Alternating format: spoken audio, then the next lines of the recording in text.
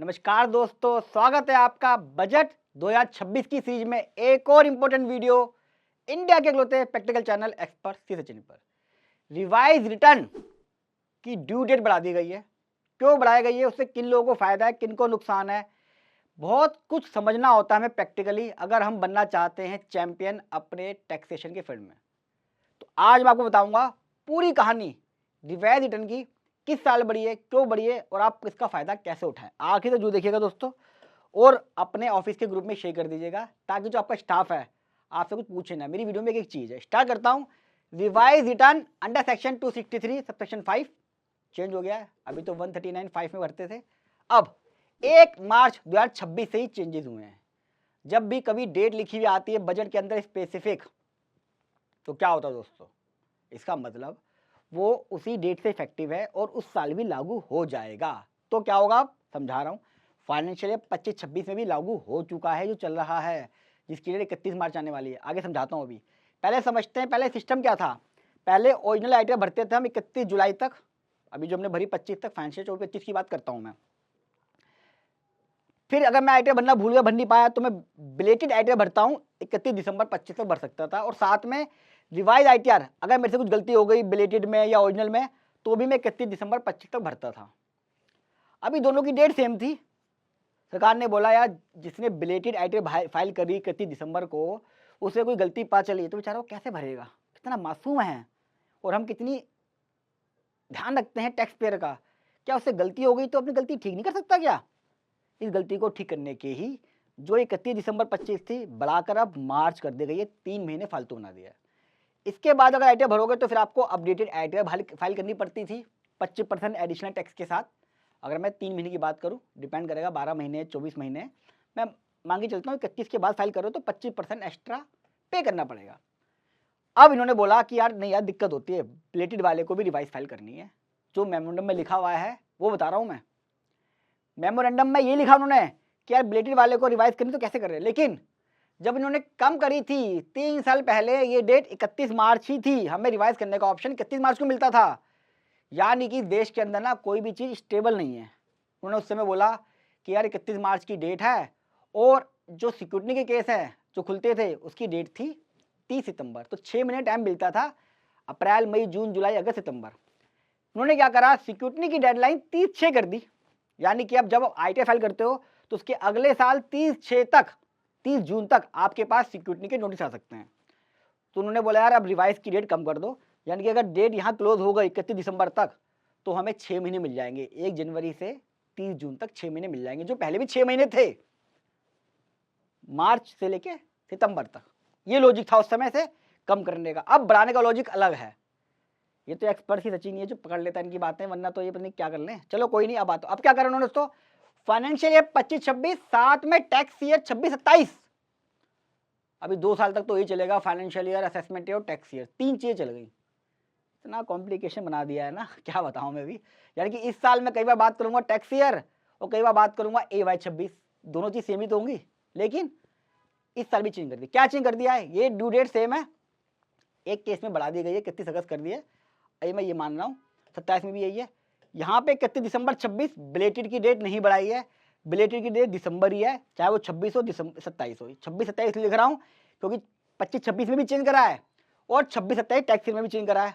लेकिन रिवाइज के टाइम पर यहाँ पे 31 मार्च कर दी गई है। तो अब जब आप पिछले साल 25-26 की आइटम रिवाइज करोगे, यानी कि 25-26 जो चल रहा है अभी, इसकी आइटम रिवाइज करोगे, तो आपका कब तक कर सकते हो रिवाइज, 31 मार्च 27 तक। और अगर टैक्स ईयर 26-27 की रिवाइज करो तो कब तक कर सकते हो, 31 मार्च 28 तक। आपको 3 महीने फालतू मिल गए।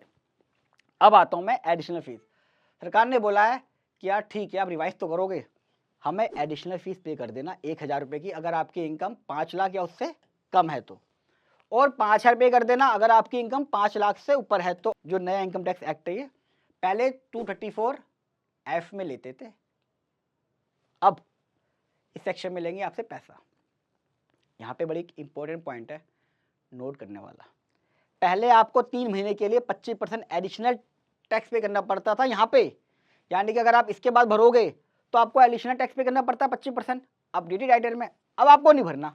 अब यानी कि आपको फायदा हो गया। आपको कितना ज़्यादा, लेकिन थोड़ा सा यहाँ समझने वाली बात है, पिछले साल 15 लाख आईटीआर रिवाइज हुई थी 24-25 में, 15 लाख का डाटा मेरे पास है जो मैंने नेट से निकाला है। तो आप सोचिए आपकी गलती की कॉस्ट, यानी कि आपसे जो मिस्टेक हो गई, मैंने एवरेज मान के चल रहा हूँ कि भाई 15 लाख हैं और 3000 एवरेज कॉस्ट मान लेता हूँ, 1000 वाले भी होंगे आधे और 5000 वाले भी आधे होंगे, तो 6000 डिवाइड बाय 2, 3000 की एवरेज कॉस्ट, ये मैंने एवरेज कॉस्ट ले ली जो गवर्नमेंट जो डिपार्टमेंट चार्ज करता है average fees. 15 lakh into 3000, 450 crore की गलती की सजा, यानी कि इनकम मस्त पोर्टल पस्त।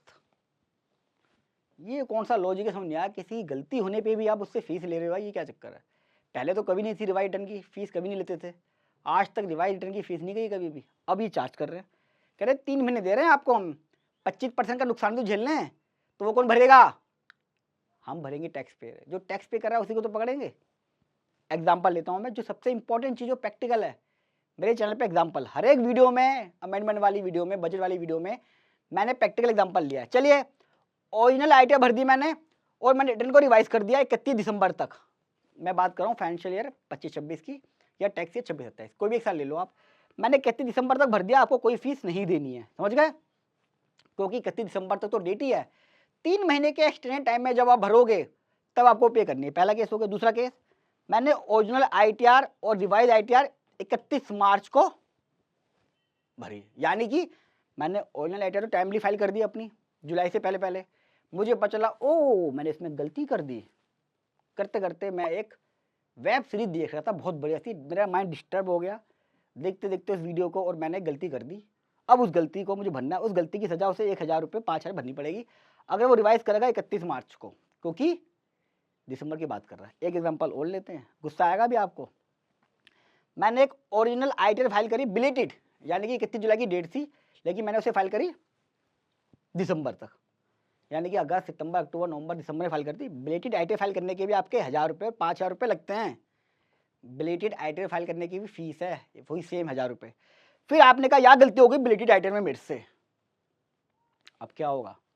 आप फाइल करोगे रिवाइज आईटीआर 31 मार्च को, फिर से आपको ये 1000 रुपये और 5000 रुपये पे करने पड़ेंगे। ये इंपॉर्टेंट पॉइंट है, यहाँ पे ध्यान रखना, दोबारा पे करने पड़ेंगे दोबारा। अब आता हूँ एग्जाम्पल नंबर 5 पे। जो भी एग्जाम्पल नंबर 3 और 4 दिखाया वो दोनों सेम थे, डबल कॉपी हो गए थे, इसलिए मैं 4 को नहीं बताया।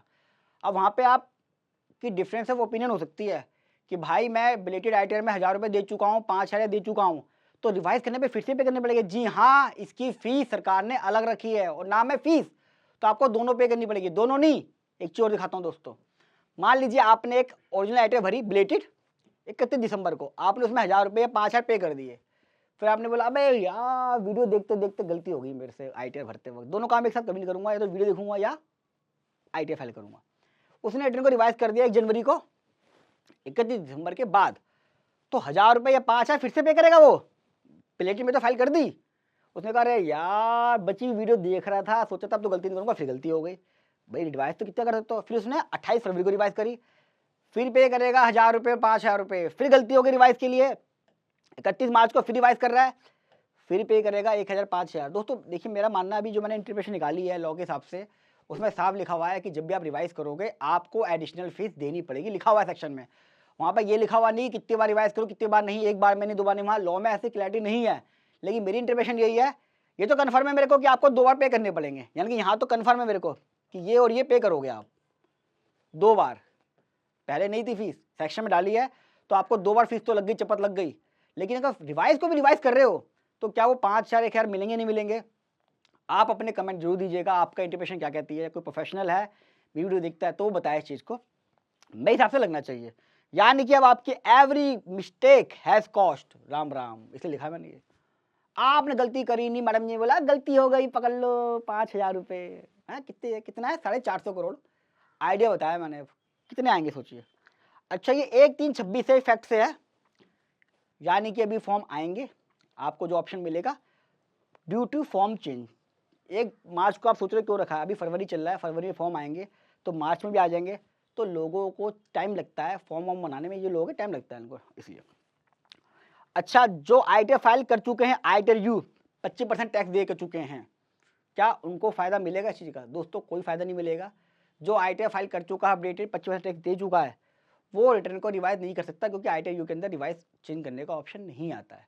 तो जो लोग बचे हुए हैं वो IITR को रिवाइज कर सकते हैं फाइनेंशियल ईयर 25-26 में, जब अगला साल आएगा। तो अभी जो है आ रहा है मार्च जो बच रहा है, तो उनके पास कोई ऑप्शन ऐसा नहीं है कि यार अभी जो पिछली बची हुई 24-25 की मार्च का टाइम बढ़ गया है क्या, उसके लिए हम कुछ कर सकते हैं जो हम IITR भर चुके हैं अपडेटेड। नो, सिर्फ और सिर्फ फाइनेंशियल ईयर 25-26 जिसकी IITR हम जुलाई में भरेंगे और अगले साल रिवाइज करेंगे, वो डेट बढ़ी है। इस साल किसी तरह का कोई फायदा नहीं मिला है। कैसी लगी मेरी प्रैक्टिकल वीडियो कमेंट बॉक्स में जरूर बताइएगा। अच्छी लगी हो तो लाइक कीजिएगा, फर्स्ट टाइम आ रहे हैं सब्सक्राइब कर लें, और वीडियो को जितना हो सके अपने फेसबुक सब जगह को शेयर करें अपने स्टाफ के ग्रुप में, जो आपने ग्रुप बना रखा है, ताकि आपका स्टाफ भी मेरी वीडियो देख के आखिर तक चैंपियन बन सके, परफेक्ट हो सके और एक्सपर्ट बन जाए, और आपके ऑफिस के काम भी बड़ा हो, खूब ज़्यादा आप तरक्की करें, क्योंकि नॉलेज से ही पैसा आता है दोस्तों। और कोई क्वेरी हो मेरे से पूछ लीजिएगा। आपको लगे वीडियो में मैंने कुछ कॉन्ट्राडिक्ट बोला है, गलत बोला है, वो भी मुझे बता दीजिएगा, उस पर भी हम डिस्कस करेंगे। मोस्ट वेलकम है ये इंटरप्रिटेशन दोस्तों। धीरे धीरे फॉर्म आएंगे, क्वेरीज आएंगी, जजमेंट्स आएंगी, तो ये चीज़ क्लैरिटी बनती रहेगी जो मैंने वीडियो के आखिर में बताया है। मिलूंगा अगली वीडियो में, तब तक के लिए नमस्कार।